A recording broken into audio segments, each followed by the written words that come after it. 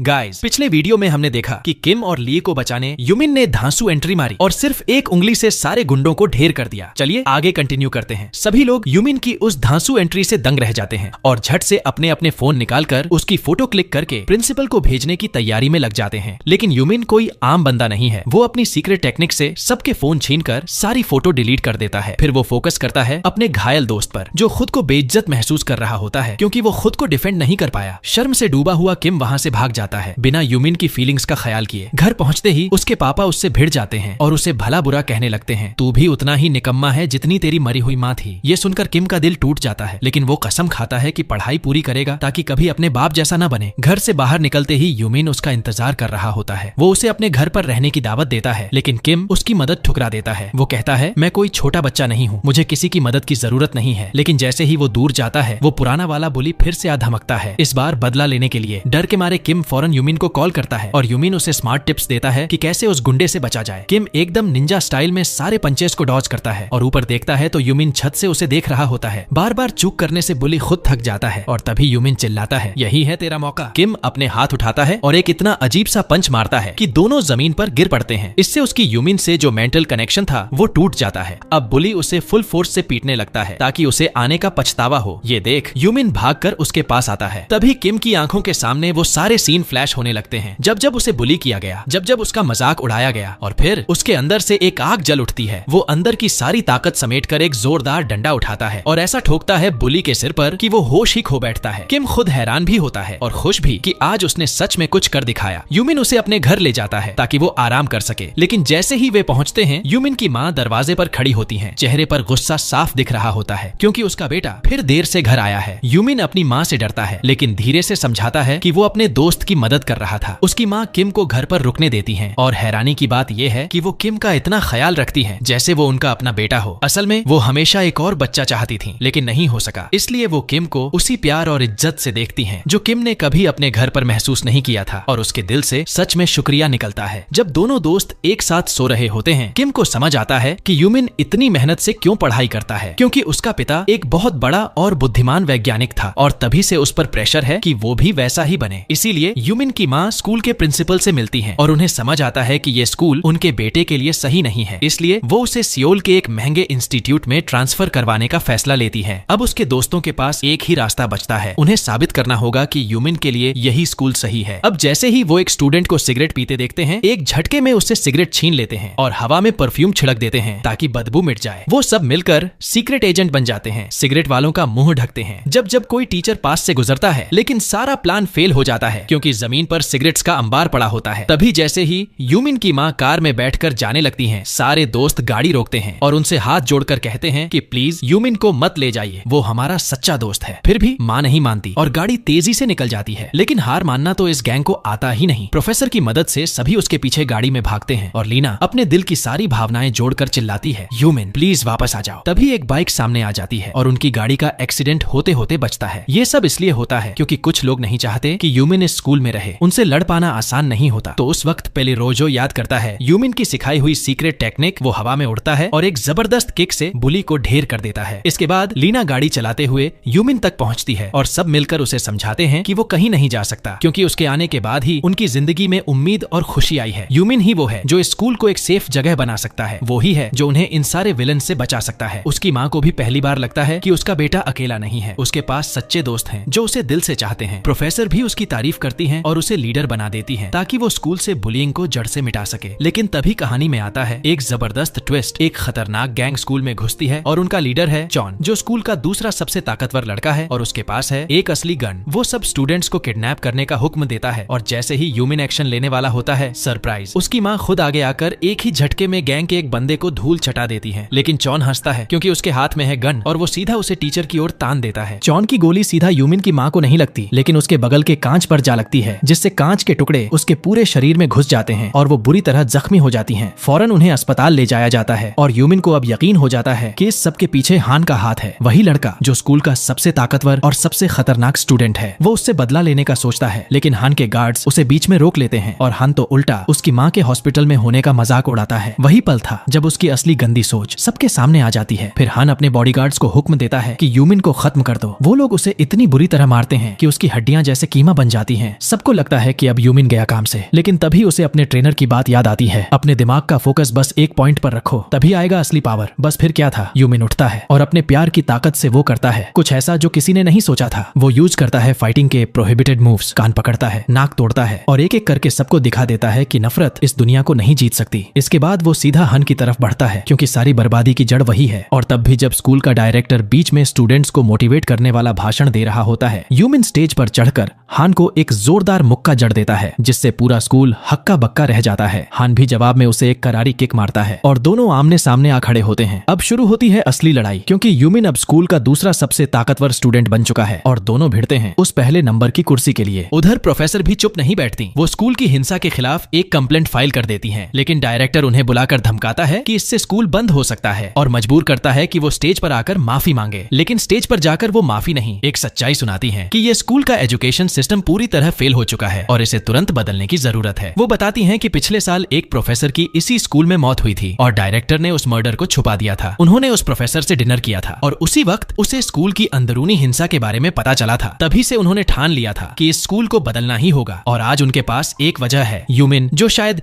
गिने चुने बच्चों में से एक है जिसे अपना फ्यूचर चाहिए, जो यूनिवर्सिटी जाना चाहता है, न कि किसी माफिया गैंग में शामिल होना। लेकिन इस खुलासे का असर उनकी जिंदगी पर भी पड़ता है। अब उन्हें स्कूल में अलग थलग कर दिया जाता है, पुलिस तक को रिश्वत देकर उनके खिलाफ झूठा केस बनवा दिया जाता है, धोखाधड़ी और पैसे चोरी करने का आरोप लगाया जाता है, जबकि उन्होंने कुछ भी गलत नहीं किया। तभी यूमिन सामने आता है और सबको बताता है कि प्रोफेसर बेगुनाह है, उन्होंने सिर्फ उसकी और बाकी बच्चों की भलाई चाहिए है। और तभी स्कूल में आता है फाइनल एग्जाम। यूमिन पूरे कॉन्फिडेंस के साथ पेपर देता है। उसे सवाल इतने आसान लगते हैं कि वो मिनटों में सब सॉल्व कर देता है। उसका दिल खुशी से झूम उठता है, सोचता है कि इस बार तो नंबर जबरदस्त आएंगे। लेकिन जैसे ही पेपर खत्म होता है, वो अपने दोस्तों की बातें सुनता है और पता चलता है कि जो जवाब उसे सही लगे थे वो असल में पूरी तरह गलत थे। उसे गहरा धक्का लगता है, शायद एक बार फिर वो फेल होने वाला है। उसी वक्त उसकी माँ, जो अब धीरे धीरे ठीक हो रही हैं, प्रोफेसर को कॉल करके पूछती हैं कि यूमिन कहाँ है, क्योंकि वो अब तक घर नहीं लौटा। प्रोफेसर उन्हें बताती हैं कि यूमिन अपने दोस्तों के साथ कहीं गया है, लेकिन माँ को चिंता होती है क्योंकि उन्हें पता है कि उनका बेटा हर एग्जाम के बाद शॉक में चला जाता है। असल में यूमिन अपने इमोशंस पर काबू नहीं रख पाता। उसका दिमाग बिल्कुल ब्लैंक हो जाता है और वो जैसे किसी दूसरे ही दुनिया में चला जाता है। उसके दोस्त उससे बात करते हैं, लेकिन वो हर हिलती चीज पर हमला करने लगता है, बिल्कुल कंट्रोल से बाहर। उसके दोस्त परेशान हो जाते हैं। वो उसे प्यार और सपोर्ट देने की पूरी कोशिश करते हैं, लेकिन यूमिन खुद को बस एक नाकाम और बेकार इंसान समझने लगता है। इसी दौरान स्कूल के एक सुनहरे बालों वाले लड़के, जो हान का गार्ड था और कभी किसी का दोस्त नहीं बना, उसके दादाजी की मौत हो जाती है। तब यूमिन और उसके ग्रुप के लोग उसके साथ खड़े होते हैं, उसके दुख में उसका साथ देते हैं और उसे अंदर से मजबूती देते हैं। इसके बाद आते हैं एग्जाम के रिजल्ट्स। सब दोस्त पास होकर खुश हैं, लेकिन सबकी नजरें टिक जाती हैं यूमिन के रिजल्ट्स पर। और वो जब देखता है कि उसने भी पास कर लिया है, वो समझ जाता है कि अब वो स्कूल का सबसे बेवकूफ लड़का नहीं रहा। इस जीत की वजह से प्रोफेसर अब डायरेक्टर को ये साबित कर पाती हैं कि उनका बनाया हुआ स्टडी ग्रुप काम करता है। और इसी के साथ स्कूल की कई पुरानी बेकार नियमों को बदल दिया जाता है। सबसे पहला काम, हन के खिलाफ एक शिकायत दर्ज होती है। हन जब स्कूल आता है तो वही सुनहरा लड़का, जो अब डिसिप्लिन कमेटी में है, उसे उसकी कार से नीचे उतार देता है और पैदल चलने को कहता है, जो कि उसके साथ कभी नहीं हुआ था। इसी मौके पर खुलता है एक बड़ा राज। हन ही वो लड़का है जिसने उस पुरानी प्रोफेसर की हत्या की थी और उसी ने स्कूल में हिंसा की जड़ बोई थी। और अब उसे हराने वाला बस एक ही इंसान है, यूमिन। लेकिन हन अपनी इमेज साफ करने के लिए अपने अपराधी पिता से मिलता है और एक नई चाल चलता है। स्कूल में कुछ पॉपुलर इन्फ्लुएंसर्स भेजता है जो झूठी अफवाहें फैलाते हैं कि यूमिन और उसके दोस्त खुद ही बुली हैं। डायरेक्टर इस मौके का फायदा उठाता है और यूमिन के ग्रुप पर बैन लगा देता है। अगर अब किसी ने लड़ाई की तो सीधा निकाल दिया जाएगा। तभी अचानक स्कूल में चारों तरफ लड़ाइयां शुरू हो जाती हैं, क्योंकि हन ने ऐलान कर दिया होता है कि जो भी स्टूडेंट आखिर तक खड़ा रहेगा उसे भारी इनाम मिलेगा। यानी अब हन के पास स्कूल का पूरा कंट्रोल है। वो खुलेआम कहता है कि इस स्कूल को कोई बदल नहीं सकता, क्योंकि सारे स्टूडेंट्स बस उसकी बात सुनते हैं और वो सब उसके गुलाम हैं। उसने यूमिन का स्टडी ग्रुप भी तोड़वा दिया और उसकी बनाई हुई पूरी मेहनत को मिट्टी में मिला दिया। यूमिन कुछ नहीं कर सकता, क्योंकि उसके ऊपर फाइटिंग का बैन है। उसके दोस्त उससे नाराज हो जाते हैं, सब एक एक करके उससे दूर चले जाते हैं। लेकिन यूमिन हार नहीं मानता। वो उन खूबसूरत पलों को याद करता है जो उसने अपने दोस्तों के साथ बिताए थे और ठान लेता है कि अब चुप नहीं बैठेगा। वो फिर से अपने स्टडी ग्रुप को इकट्ठा करता है एक आखिरी बार, ताकि हान के इस खौफनाक राज को खत्म किया जा सके। इसी बीच प्रोफेसर को एक रिकॉर्डिंग मिलती है जिसमें डायरेक्टर खुद कबूल करता है कि हान के पिता स्कूल को फंड करते हैं ताकि हान स्कूल में जो चाहे कर सके। वो डायरेक्टर को पकड़ने जाती हैं, लेकिन तभी हान की गैंग उन्हें जाल में फंसा लेती है। उनकी जान खतरे में होती है, लेकिन उसी वक्त यूमिन अपने साथियों के साथ आकर उन्हें बचा लेता है। अब बस मैदान में बचते हैं दो नाम, हान और यूमिन। दोनों आमने सामने होते हैं। एक जोरदार मुक्का चलता है और पता चलता है इन दोनों की ताकत बिल्कुल बराबर है। इधर यूमिन के हर दोस्त